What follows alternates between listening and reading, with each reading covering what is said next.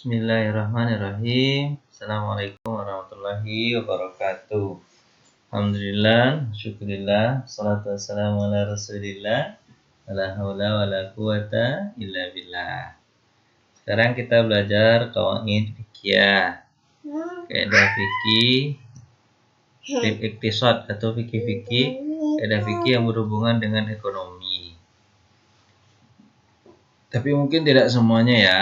Tapi sebagian adalah itu kita sebutkan di sini. Baik.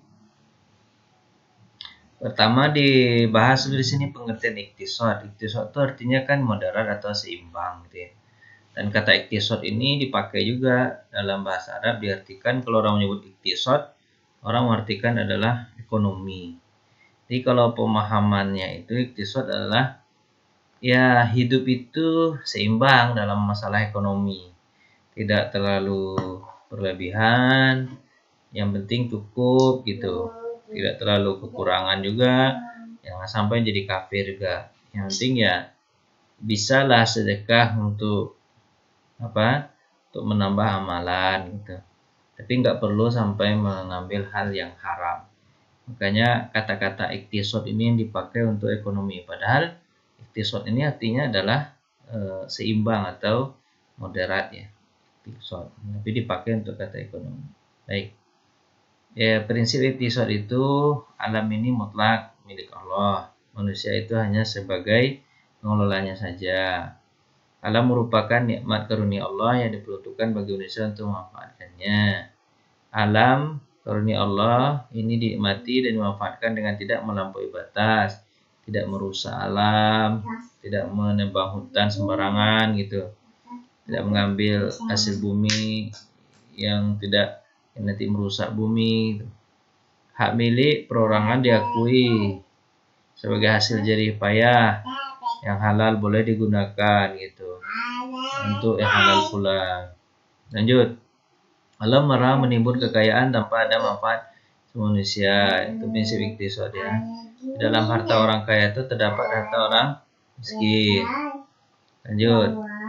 Kaidah-kaidah fikih yang berhubungan dengan masalah ekonomi.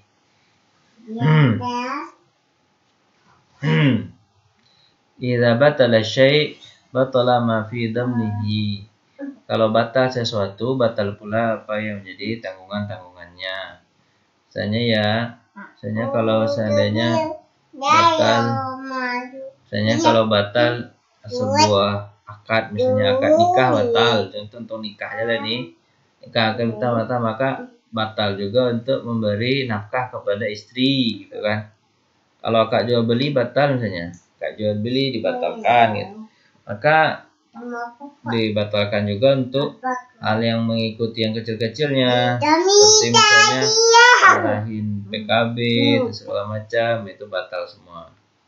Kemudian yang kedua, kaidahnya adalah al-amru bitasarrufi fi milki ghairi batilun. Urusan mempergunakan harta milik orang lain itu batil. Setiap perintah untuk bertindak hukum terhadap milik orang lain itu batal. Jadi kalau bukan milik orang lain maka bukan milik pribadi maka batal. Ya, batal. Jadi tidak boleh menjual rumah orang. Ya, tak boleh menjual tanah orang gitu. Ngaku-ngaku tanah dia kemudian dijualnya batal. Akad itu batal. Oke. Terus kalau batal gimana gitu? Orang yang menjual harus mengembalikan uang pembeli gitu. Gitu aja. Kaidah ketiga, la yatimmu tabarruati ini bukan sih ya, tabarruati illa bil qabdi. Tabarruat itu adalah akad tabarru itu adalah akad sosial.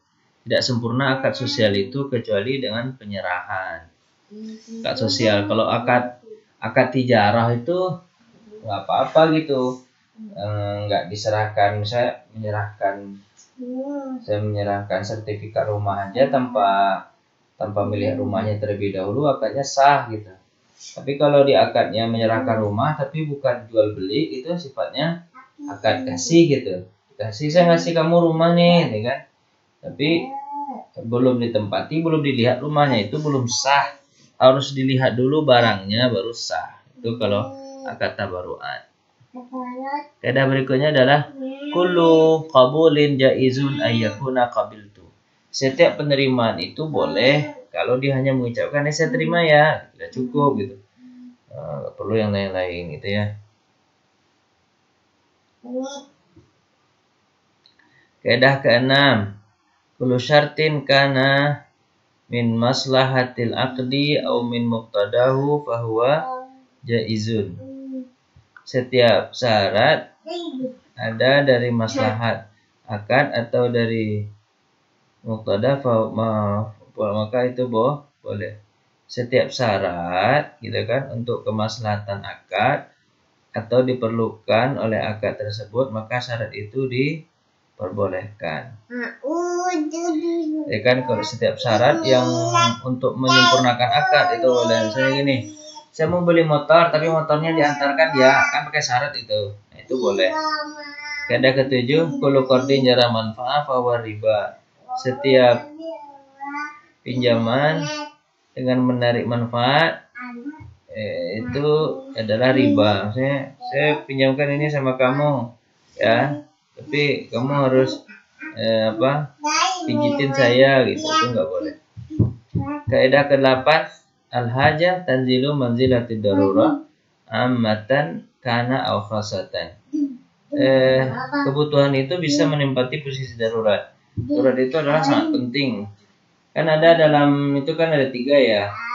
Darurat, primer, sekunder, tersier. Kalau darurat itu berhubungan dengan nyawa itu. Berhubungan dengan nyawa. Kalau tidak terpenuhi maka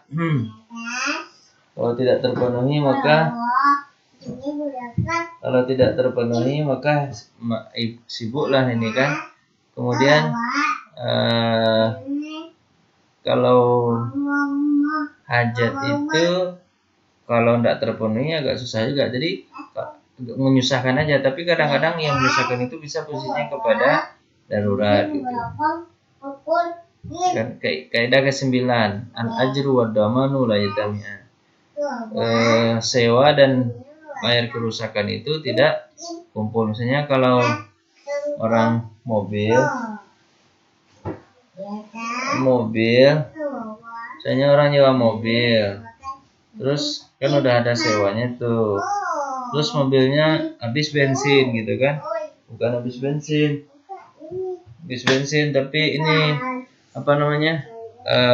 olinya harus ganti. Jadi orang nyewa nggak harus ganti oli, orang yang punya mobil yang harus ganti oli. Lanjut, pengertian Pareto optimum. Pareto optimum adalah kondisi keseimbangan umum yang ingin dicapai dalam setiap kegiatan.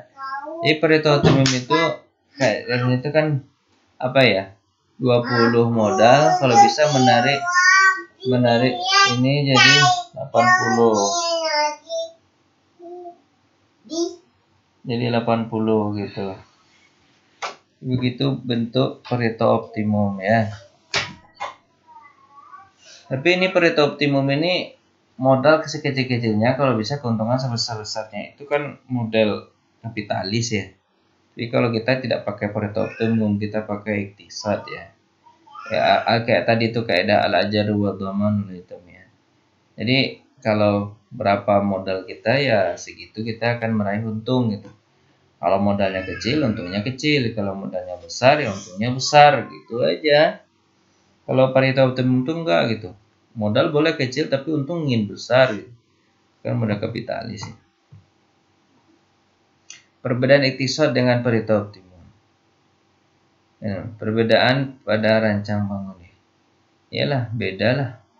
Manusia dituntut untuk tidak mengkonsumsi dan mengeksploitasi nikmat Allah. Kalau Pareto optimum itu, dia eksploitasi aja, yang penting keuntungan besar-besar, mau rusak. Kalau tentang masalah ini ya, tambangan masih. Pareto optimum itu mau rusak kayak alam terserah, yang penting dia dapat untung. Kalau iktisad itu enggak, beda dia. Kalau dia rencana bangunnya, kalau iktisad itu dia dari Allah, kalau Pareto optimum ini dari barat nih, kapitalis. Dasarkan pada maqasid syariah, yaitu keimanan berada di posisi pertama harta berada posisi terakhir. Kalau maksud syariah itu kalau di iktisad. Tapi kalau di perintah umum nggak terbalik. Harta pertama gimana nanti aja. Perintah optimum. Makanya jangan dipakai nih perintah optimum nih. Nggak bisa ini dari barat. Kita pakai iktisad. Perbedaan iktisad dengan perintah optimum. Sistem konvensional namanya. Prinsip berkorban sekecil-kecilnya untuk mendapatkan untung sebesarnya. Itu perintah optimum. Kalau iktisad nggak begitu. Kalau berkorban kecil ya untung kecil. Kalau berkorban besar ya untung besar. Analisis keseimbangan alokasi efisien individu atau perusahaan akan efisien jika sudah memaksimalkan utilitas atau faktor-faktor produksi. Jadi apa namanya tuh model perintah umum itu begitu. Kalau sudah keseimbangan alokasi efisien individu itu betul-betul diefisien ke pengeluaran itu, tapi untung besar-besar. Adanya ketidakadilan karena perintah umum hanya menekankan pada efisiensi perekonomian yang hanya bertujuan untuk semakan keuntungan produsen dan konsumen. Ini nggak sesuai. Ya, teman ya. Nah ini kaidah-kaidah konsumsi, kan dia berlaku dengan income tertentu hampir satu benda ini aja lah. Jadi kaidah-kaidah konsumsi, kalau kita konsumsi itu kaidahnya kan ada 3. Boleh nggak oleh syariah gitu. Kaidah kuantitas, kaidahnya kuantitas nggak, harus kita pentingkan nggak makan atau enggak gitu. Kaidah memperhatikan prioritas konsumsi. Ya perhatikan ini. Kaidah syariah kalau kita konsumsi ini beda nih. Yaitu mengetahui hakikat konsumsi. Untuk apa kita konsumsi itu? Apakah ini baik atau buruk gitu. Kaidah ilmiah yaitu di mana seorang harus mengetahui makanan apa yang akan dimakan berdasarkan hukumnya. Kaidah amaliyah atau aplikasi dari 2 kaidah sebelumnya, di mana kaidah dan ilmu telah diketahui mengenai asumsi. Lanjut, kaidah kuantitas. Sederhana, sesuai dengan kesesuaian antara konsumsi dengan pemasukan, penyimpanan dan penabungan, pengembangan investasi, itu kuantitas. Kemudian kalau memperhatikan prioritas, kebutuhan primer dulu, sekunder tersier. Dalam model itu ya ada tiga hal yang kita bahas pada ini. Pertama kita belajar tentang iktisad, terus kaidah-kaidah yang berhubungan dengan iktisad. Kemudian yang kedua adalah Pareto optimum, bedanya dengan iktisad. Kemudian tentang konsumsi. Itu yang kita pelajari pada hari ini. Terima kasih atas perhatian. Mohon maaf atas kekurangan. Assalamualaikum warahmatullahi wabarakatuh.